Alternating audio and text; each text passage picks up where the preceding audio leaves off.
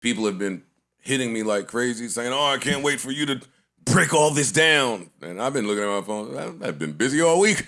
I have no idea what you're talking about. But, huh? That's What too, yeah. Well, they were talking about all the Meg stuff. Oh, okay. Wait, what else happened? Who else unfollowed? Yo, the unfollow really is news. But no, there was a back and forth. Well, apparently she was just going off. She was going off. Yeah, On whom? Oh, so she started the. I don't know who started it. I'm not placing blame. I'm not doing none of that. I'm just reporting it as I know it. And as I caught it, her and Carl Crawford had an exchange. Label beef. Yeah, label beef. Okay. They've been having this beef. Yeah. But they both were vocal about it yesterday or whatever day that was. Well, because they're going through some litigation, right? Yeah, she's trying to get off the label, Right. and he don't want her off the label. Naturally. So yeah, they went at it on. I think hers was on Twitter. I saw like her going on a rant, like messy dudes. You didn't pay me. Your beef isn't with me. It's with 300. Just let me go. Things of that nature. And then the name calling came out. And I got a little chuckle out of the name calling. Who called who? Both of them. Yeah, both. Can we get other examples drug or addicts, nah? Nah, I'm alcoholics. chilling. I don't want the Stallions upset with me. So Got you. yeah, I'm chilling. I did enjoy it though. Well, that would make them upset at you. What, that I enjoyed it? No, I enjoyed the whole thing. She got her shit off too. All of it. All right, where do I begin with this to update people that are not in the know?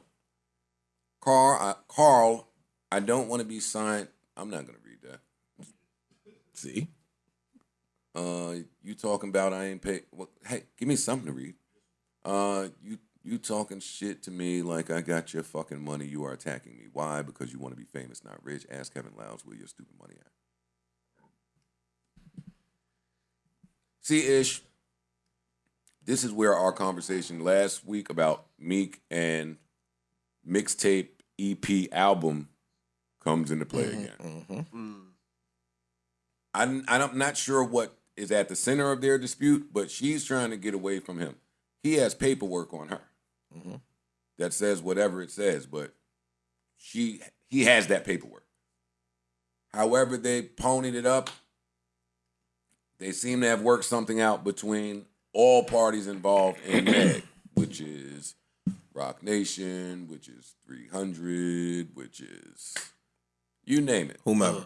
But it's all worked out. So what I gather from what Meg is saying is don't even talk to me about this.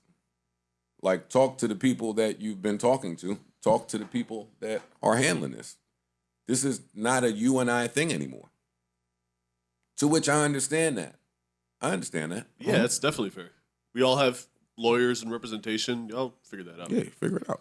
That's what they're supposed to do. That's what your people are for. Right. I don't know what. Yeah, but when you say that, you got to know what you're saying.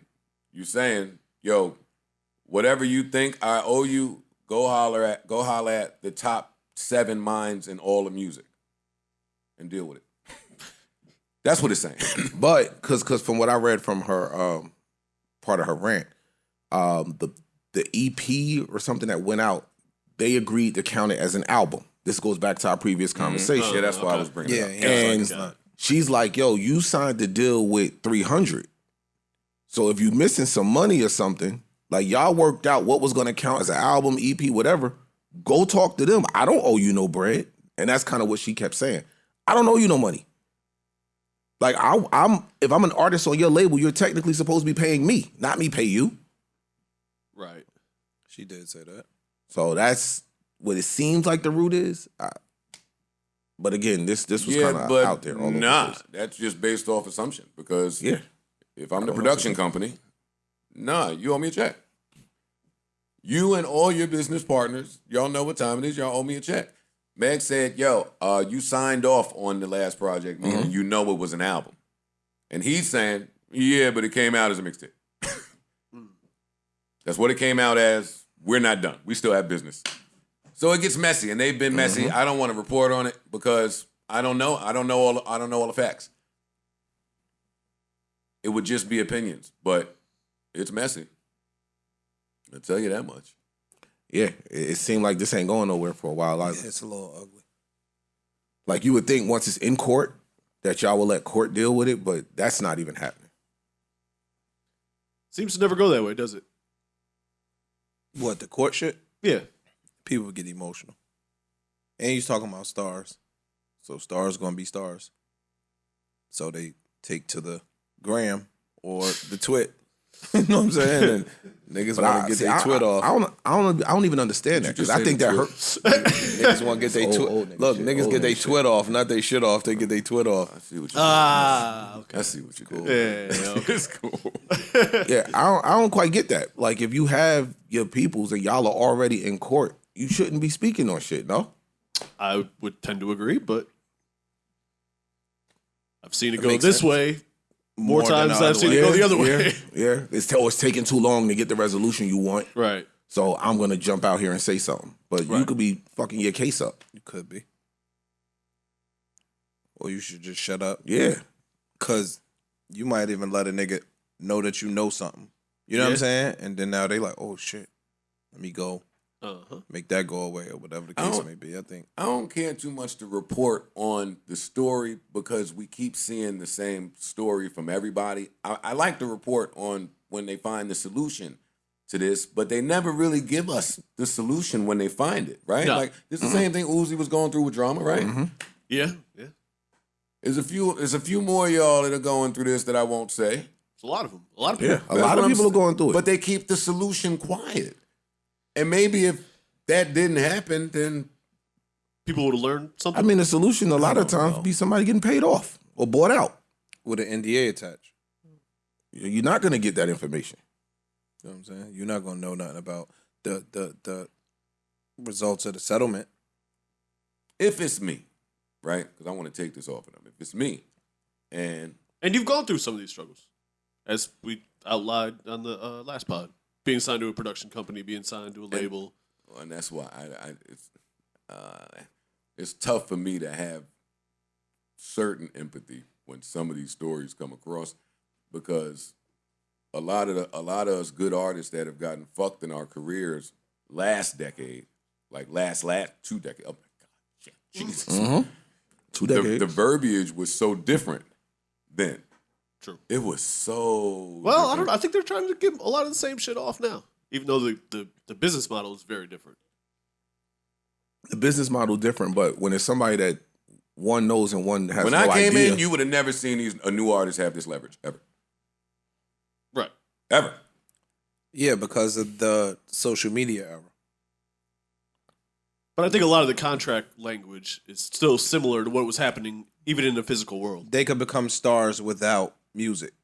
Right. You get what I'm saying? But when they that- sign to a major label or production company, I'm taking it off of music. They become personalities. uh-huh. You know what I'm saying? Whereas when you came out, your music spoke for you and then you became a person. These motherfuckers could have one song and be damn near household names because of social media. They'll start getting the following. Could be based on the way they dress. It could be based on TikTok. It could be based on their antics. Uh-huh. You know what I'm saying? Yeah, In social media, and they'll blow up. And so now once you blow up, you getting ad money over here, you getting ad money over there, and you start using that as leverage. But I think where the conflict is happening, what I'm saying is that I think a lot of the contract languages and practices and quote unquote standards are still the same as they were when it was dependent on moving a CD and He was talking about building an leverage. artist. Yeah. Like he was talking about leverage. I'm saying I'm I talking think about all of it. they brand themselves outside of music. Right. right? And so you can still get bags. You so got can me still under get papers checked. over here for Yeah. music, But I you can know still what? go get a I check. could go make a shitload of money doing everything Other else things. but Right, music. right. Now I'm gonna and use now that I as can come back leverage. and For strong sure. arm you. That's You know what I'm smoke and saying? mirrors. You think so? Smoke and mirrors. Maybe not financially. It's a myth. Y'all are right, but it's a myth. Financially. Give me the person that has done that away from their backing, away from the label support, away from their big management team support. Well, no. Give me the well, person that came out, got all of that leverage, and then continued to remain profitable, stepping away from the machines. Nah, what we saying is they come out and whether it be like a production company, small label, something of that sort, and once they blow up, they get with the company that has the big machine who put you everywhere else and then use that leverage to snatch you away from the little dude. Oh yeah. Big Bank take Lil Bank. Or Yeah, not just that. That's Like, what you can't starve me musically. Right. Because I could go get money over here. I could go get money over here. I don't got to put no album out. I'm making money from these particular vices. So you can't really use the old school. We just not gonna let you drop. We ain't gonna let you drop. I remember when back in the day you was trying to put your album out. When you was going through your Def Jam shit. Or actually you did your album, but you ain't give it to him. Some shit. I forgot. But I was always a disruptor. yo, but what I'm saying is that was your primary source of income. Oh no, yeah, I was fucked. So had social media been how it is today, you could have went and got a bag from over here. You could have potentially went and got a bag from over there. No, you could have got a bag to feed yourself. I could have, but it's a myth. You might not got rich. They control everything. I'm saying you might not have gotten rich, but you could have still got bags. Small bags, possibly 2,500, 3,500 here or there. Bags to survive, and now you're under the same conditioning that 9 to 5 working class people are. I don't know. I'm just saying. And that's not a slight. It's not a slight at all. But the government has us all working and slaving away most of our lives just to live. Survive. So now we got to all go crazy when gas prices are high. And then I sound stupid saying, hey, well, we need the gas. Well, no, that's privilege. Some niggas got to do without the gas. Well, that says shit is fucked up. If we can't get bare basic, that's gas. When you making life decisions. I said this at the last pod. We was laughing, but my nigga, when you got to put gas on layaway until your check comes, that's crazy to me. It is. I saw a dude post a video. He was walking out and he caught somebody trying to siphon gas out his truck. I saw it. Royce posted it. Royce did post it. He was Royce like, posted yo, it. my man, fuck you doing? And the dude was like, yo, my bad, bro. I just needed a little just bit of needed gas some to get gas. the street. But that's what it's come to. Niggas is out here running around siphoning gas. Oh yeah. He should have got his ass siphoned. Yeah. Well, I definitely would have punched the shit out of him. Say that. Yeah. Listen, Don't siphon his ass. they're running around like star makers. Actually, you and I were the ones that had this debate back in the day when we did Rihanna and Keisha Cole. We was having whatever conversation that was about who makes a star and all of that, right? But back then when I came in, they picked who they wanted to be a star. I'm sure. And that's who got the resources and the funding and the rights to the real great producers, the great songwriters. The hits that came in the door was going to them. The deals that came to the lawyers was going to them, right? But they were picked. Like the talent played a part, but it wasn't the biggest part. And you fast forward to today, and it's more of that. When you look at the people that are winning and the people that are getting these deals that you're talking about, they are people that are being chosen. There are way less triple X's who took his audience, understood his audience, was a rebel disruptor, doing it different. I'm not signing a deal. Y'all offered it. I'm going to do it this way. Luckily for his family, because now he goes and his family owns his everything. shit. Yeah. And he was a baby. Rest in he peace, was. Triple X, my guy. But that's what I'm saying. Like, if what y'all was saying was if people thought it was so common or so easy or so doable, we would see more of it. We don't, because it's controlled. And not only that, I think a lot of people are afraid too. And you have to learn that. And you have to learn that. You got to go through it. Like, you was there when I was going through the album shit, right? Common sense would tell me, all right, you got to get it another way. All right, now you're trying to get in these venues. And then you learn from the venues, oh, shit, it's a chain here. You got to come from Two. Yeah. Oh, y'all got it. It's Monopoly again.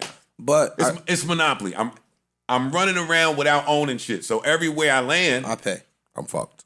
yeah. So and that's how I end up giving away my rights and my ownership. I have 100% of the pie. But now everywhere I go, what good is all this money? If everywhere I go, I got to pay out. So you can help me on the radio. Here, take 3%.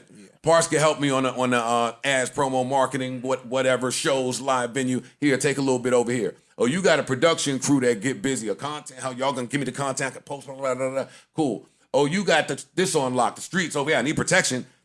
By the time I get to after the label take theirs, this person, the publisher take theirs, I'm down to about 10% of my own shit. And now I got to learn about taxes. Yeah. Wait, I got to get the information after I already made the decisions? Oh, you got to get the fuck out of here. I don't know how we went on this tangent, but that's what I think of when I see these things. Meg has to continue to produce so everybody could be happy. Tough spot to be in. It's a tough spot to be in. I would agree. Yeah, it's a lot of pressure on her. New Joe Budden.